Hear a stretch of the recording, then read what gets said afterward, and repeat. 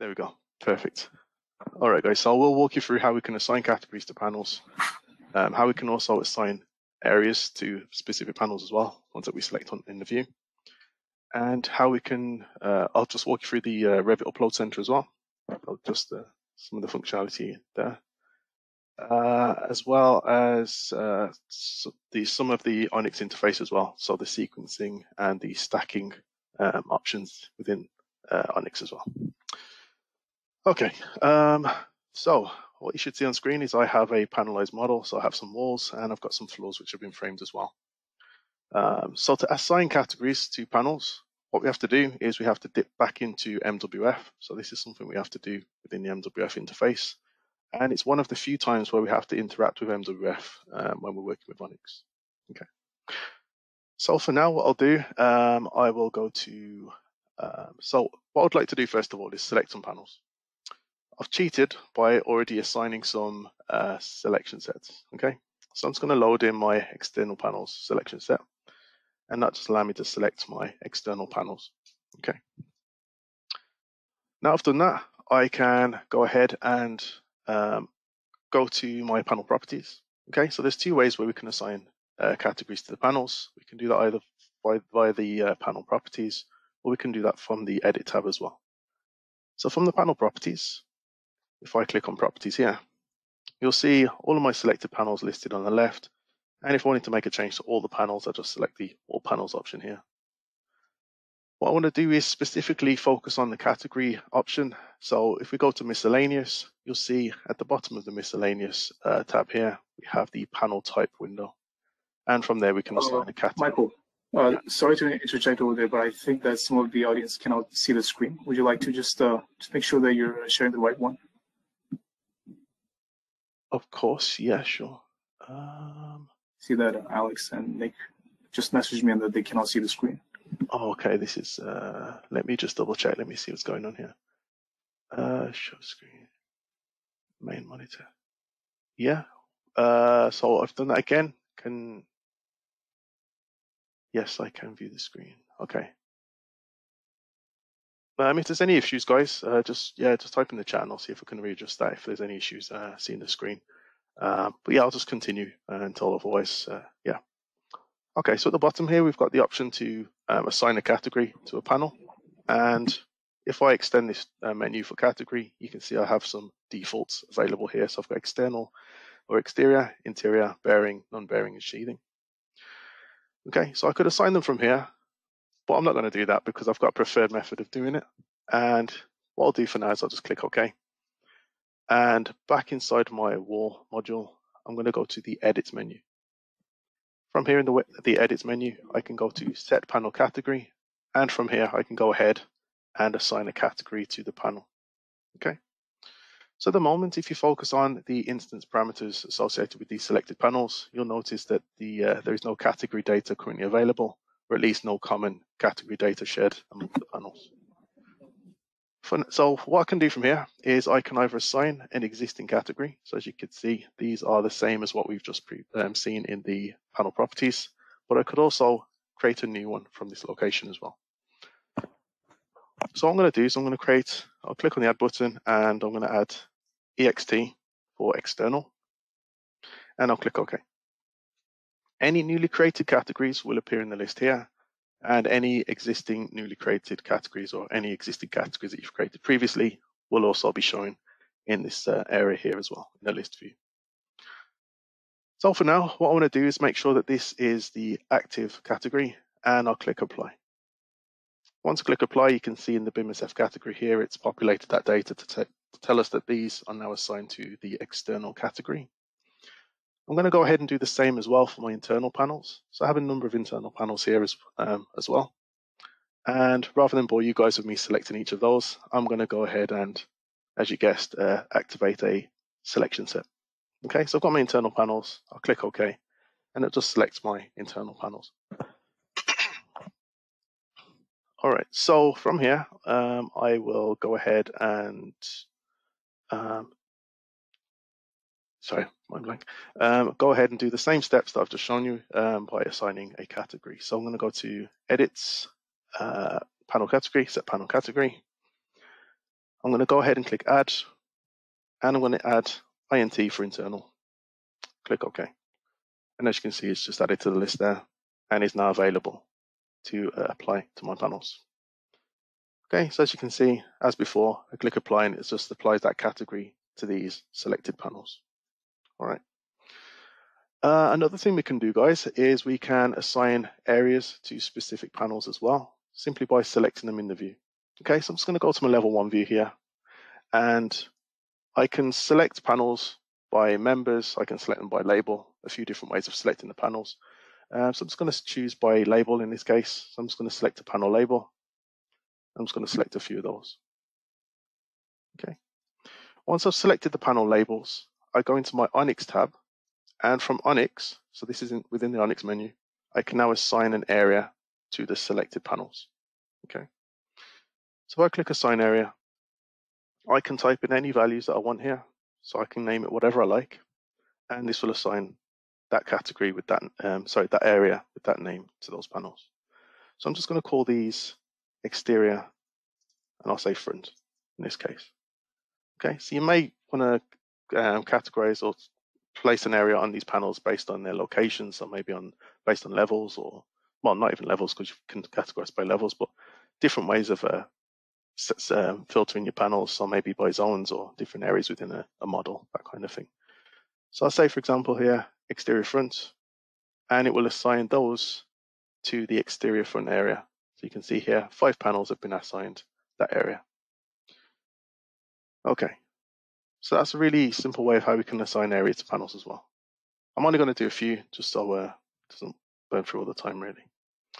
Okay, so back in our model, if we go to the Onyx tab, or draw attention to the Onyx tab, you can see here on the left, we have the Onyx button, which allows us to toggle the Onyx browser, so the cloud-based platform, where we can then go into the Onyx browser. So we can log in and access our account from here as well. Okay, so once our Revit panels, or once we've uploaded the model through Revit into Onyx, then we will work in the Onyx location within the browser. All right. So next to that, we have the About button, and this will show you the latest version, or the version that you're currently running of Onyx. So I'm running the latest version of Onyx at the moment for Revit 2023. Okay. Next, we have the upload options. So we have the option to upload sections, which are the section shapes assigned to our panel members. And we can also upload panels as well. If I go to upload sections, you'll see here we can upload different profiles, and any profiles which haven't been previously uploaded to Onyx would be shown in a list view here. Any that have been uploaded to Onyx appear in the Onyx option, in the Onyx part of the list here.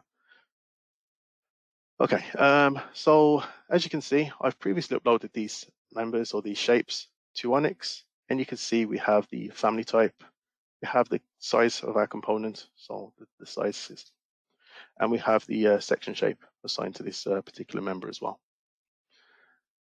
At the moment inside of Onyx, we have version 1, but if I was to upload the same sections again, or the same components again, they would then become version 2. Okay. For now, I don't need to upload any additional components because everything that I need within this project is currently available in Onyx. Okay, that's why we have no new components to push into Onyx. If I go to upload panels, then I have the option of either uploading all panels. So if I select a specific panel, I can upload a specific panel. And if I don't select any panels, it will allow me to upload all my panels. Okay. So as I didn't make a selection in the screen in the view, it's just selected all my panels and it's uploading or preparing all of these panels for upload to Onyx. Okay, so new panels, and these are currently in Revit, ready to go into Onyx. Any panels that are currently available inside of Onyx in the browser would be shown in this list view as well. Okay, so back to new panels, and if we look at the information available here, you can see we can filter down the information for our panels by name. So we can type a specific name in here. So if I was to look for panel 17, for example, I can type in 17 and it will find that for me. I can also be selective, and I can choose by checking the box next to a specific panel if I wanted to. I can also filter by the type of panel. So in this case, we have walls and floors, but you may also have truss panels that you can upload into Onyx as well. So in this case, I'll just leave this as all, so I can then upload all my panels. But if you were to filter that, you can be specific about which panels you wanted to select, and you could upload the ones you've selected. Okay. All right. Host level is related to the current levels available in your project. So in your Revit project, if you have level 1, level 2, up to level 10 maybe, all levels will be available based on those panels being placed on those specific levels. And the area that we created earlier, that is now available here as well. So we've got the exterior front area option, and there are 5 panels which belong to that area. So we can use that information to filter down our selection inside of this location here when we're preparing them to be sent to Onyx. We can also use this inside of Onyx as well, and I'll show you that shortly. Our versioning is relating to the fact that this is the first time this particular panel is being sent into Onyx. And if I was to send this panel again, so maybe I was to upload this project into Onyx one time for the first time, and then maybe I didn't save the project, but then I'll go to upload the panels again, it will then class them as version 2. Okay, because it's the second time it's seen these panels. All right, so that's how we can filter this information that's available at the moment. If I was to select a panel, on the right we have a component status, and all of our components which have been uploaded earlier are showing here as ready to go. So the green tick is just to let us know that these components already exist in Onyx and that they're ready to be signed or viewed inside of Onyx graphically. If you don't see a green tick, you'll usually see a red cross, and that red cross is just an indication that the component assigned to your panel isn't actually available in Onyx yet. So you may have to just upload that component and make sure the section shape available is correct, or at least it's been assigned a section shape for that. Okay, so for now what I'll do, I'm going to select all my panels. Okay, so wall, floor panels, everything, and I'm just going to say upload. Okay. Oh, actually, before I do that, I forgot there's still a few things to cover. Okay, so assign area, we've been through that already. This is how you can assign specific areas to panels, and based on that information, you can filter down your selection, as we've just shown. Synchronize panels. This is one of the few times where we can actually get Onyx to send information back to Revit, and this is based on our advanced positioning for our panels. So if you are running a CNC machine which has that capability, you can synchronize panels, and it will then push that advanced positioning information back into Revit for you to use. Usually Onyx is not backwards compatible with Revit, so you won't be able to push information to and from it. It's just usually a one-way thing where you push information from Revit into Onyx. But that is one of the few ways where you can actually get some information from Onyx. Delete panels does exactly what it says on the tin, except for the fact it doesn't actually delete your physical MWF panel. It will delete the panel from Onyx. Okay, so it'll see the panel that you've uploaded to Onyx, and it will then delete that panel from the Onyx environment. And download CNC. If you select a specific panel, click download CNC. It will upload your panel into Onyx, and then it will take you into the download CNC environment where you can then choose to download the CNC information associated to your panels from there. Okay, so what I'll do, I will go ahead and if I was to make a selection, I could choose to select the, upload these selected panels. Otherwise, I could just not select anything, and that will upload all panels. So I'm not going to make a selection in this case, and I'll just click upload panels. It's going to upload all panels that it can find. It's going to tick this box just to say select all. And I don't need to check these because they're all green. I already know this because there are no components available to upload. And yeah, that shows me that these are fine to go, good to go. Okay, so I'll click upload. And what will happen now is it'll send these panels from Revit into Onyx. Okay, there will no longer be new panels because they've been sent into Onyx. Okay, let's have a look. Okay.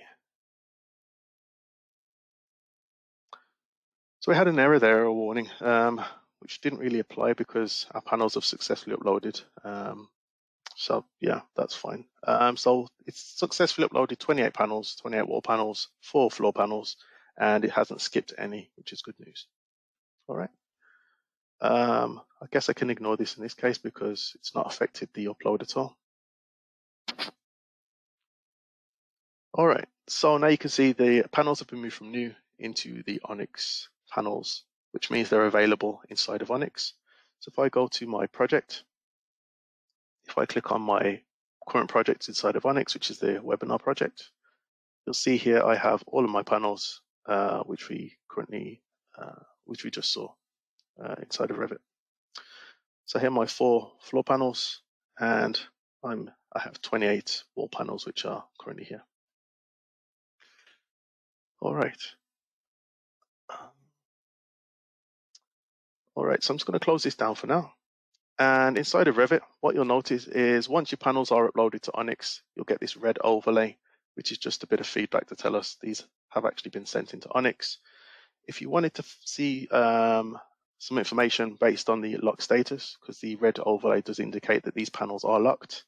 So just to prove that, if I go into Onyx, MWF, go to properties and try and make a change, it will give me a warning to say that this panel is locked. Okay. So another thing we can do from here is we can see the lock status. So inside of MWF, if you wanted to see the status of a locked panel, you can go into your settings within MWF. You can see view lock status, and you can see exactly or the history of the panel that you've selected. So panel 6 in my case, it's currently locked. And the reason for that is because it was uploaded to Onyx. Okay, we've also got timestamp and also a comment there as well. So if I was to select this panel and I was to unlock it, okay, so settings, unlock panel, you'll see the panel is unlocked. And if I wanted to see the lock status of the panel again, you'll see here, if I go to view lock status, again for panel 6, if I select this column here, or this row here, sorry, you can see it was locked at this time and it was unlocked at that time. And there was no comment made for that one, but you can see exactly what this panel's been through. Okay, what I will do for now is re-upload that panel. So I'm just going to go back to Onyx, upload panel, and as there's only one selected, it will only allow me to, or prompt me to upload one. Panel 6 already exists inside of Onyx, and as you can see here, it recognizes that, and when I upload this panel, it will treat it as version 2. Okay. So it already recognizes the fact that this panel is in Onyx, so that's why we have that versioning change there. All right. So successfully uploaded one panel. I'll close that down, and inside of Revit now, so that's just our panels there. Okay, so what I'll do is I'll skip into the Onyx environment now, and just show you where we can see information relating to the area and category that I mentioned earlier. So what we're going to focus on here, guys, is the project viewer. There are other things that we could talk about, but I guess that's not what we're here for. So I'll go to sequencing, and within sequencing, you can see on the left-hand side here, we've got some information related to the panel data, which was taken from when we uploaded those panels. So for example, we've got the type of panel, being a floor panel, wall panel, or a truss panel, if we did upload one of those. And we can actually use this information to only upload specific panels. So I could say load panels and only load my floor panels. Okay. I could also say only load my wall panels, and it will do that instead. So we can use that information to control what is shown or displayed inside of our sequencing tool and within the stacking tool as well. Okay. So we also have by level, and like I mentioned previously, if we had numerous levels in the project, those would be available here based on panels being placed at those levels. The area data, that is available here. And if I say show me only my exterior front panels, it will do just that. Okay. So we can use that information to filter down our selection. We can use it to filter what is displayed in the view and that is very useful. Okay, and again, we've got the category data, and if I was to scroll up a little bit, we've got the file. You can have more than one file inside of a project. We've currently got one file uploaded to this particular project, but if you had other files within the project, you would be able to access them here and toggle on or off which projects you want to be visible or not. Okay, so that's all for this section here. I won't go into any detail around the sequencing tool or anything like that, but this is just to show the information at the moment. Within stacking, we have a very similar interface. Okay, so first of all, before I can show you the stacking environment, I need to create a new session. So if I click on the plus sign here, that'll allow me to create a new session. And as before, you'll see it's loading up at the moment. We have the same data that we can still access from this environment as well. So we've got a panel type, level, area, category, as well as file as well. Okay, so one thing to mention here, guys, is within the stacking environment, we can modify the category or the appearance of our panels. Okay, so at the moment you can see all the panels have a gray appearance, and if we wanted to assign a category or a color scheme to these, we can use that category data in order to do that. If I go out of this environment at the moment, I'll just show you a location where our category settings will show up. Okay, so if I go to settings, we have category settings. Okay, so this is inside of our account level. Okay, so not in the project level, but at account level, we've got category settings. And at the moment, you can see we don't have any category settings available. Okay, this will be populated once I create my category settings from the panel stacking option. So I'm going to go back to projects, click into my project, go to project viewer, stacking, and again, new session. All right, so from here, I'm going to load in all my panels. I'm not going to filter any out, and that will just load the all the panels which are currently linked to this information on the left. Okay, so if I wanted to assign colors to the panels, I can go to preferences. So within the general tab, we have preferences, and we have the panel categories option. When I click on panel categories, you'll see that it's automatically picked up on the categories we assign to the panels. And if I had an existing category, or sorry, existing color scheme that I wanted to apply to these particular panels, I could choose an existing color scheme if there were one available. Okay. So what I can do from this location, as this is a new panel category or a new color scheme I'm assigning to these categories, is I can assign a color to my internal option. So I'll just click in the color to the right. And for this one, I could say, for example, I'll choose red for this one. And for external, we can choose maybe yellow. Okay. And for anything that's not assigned to a category, we can leave that at gray. Okay. Once we're happy with the colors we've assigned to the category or to this color scheme, we can save that. Okay, so we can give it a name. And I'll just call this MJ webinar. All right. Click OK on that, and it's just telling me that it's saved that category setting. From here, I can then say use existing color scheme, and I can choose my MJ webinar color scheme from here. Then I can click apply, and as you can see in the view, it's just showing us some feedback or graphically displaying the colors based on what we've assigned to each category and the colors we've shown for those categories as well. Okay. And if I was to go back to so I'm going to quickly save this. So I can save this as draft, give it a name. So I'll just call this MJ01.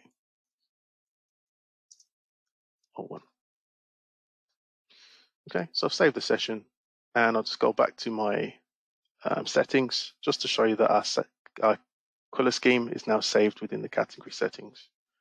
Okay, so those are now available here, and you can see if we wanted to edit those, we can come into this location here and change or modify the colors if we needed to. Okay. All right, guys, that's it for today. Hope you enjoyed it. Hope you found it insightful.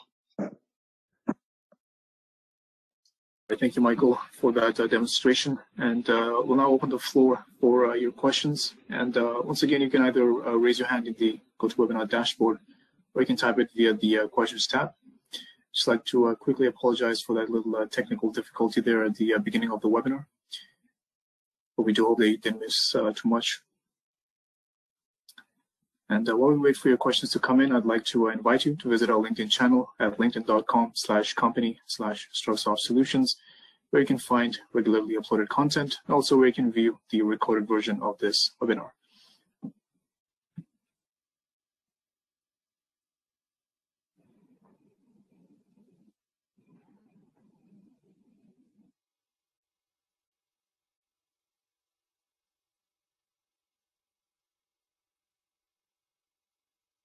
We're just going to wait a few more seconds to see if any last-minute questions happen to come in.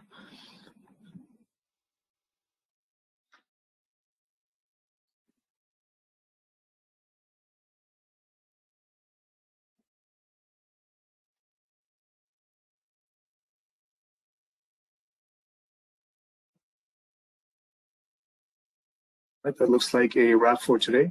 In case you did have any questions, please do feel free to reach out to us. We will be happy to answer any of your questions. Our contact details will be provided along with the recording of this webinar tomorrow via email. And additionally, if you would like to set up a one-on-one demonstration or a training with one of our product experts, we'll be happy to do so as well. And that's the end of this webinar. Once again, we do hope you enjoyed this and found it informative. And thank you for joining us, and we do hope you have a great day ahead.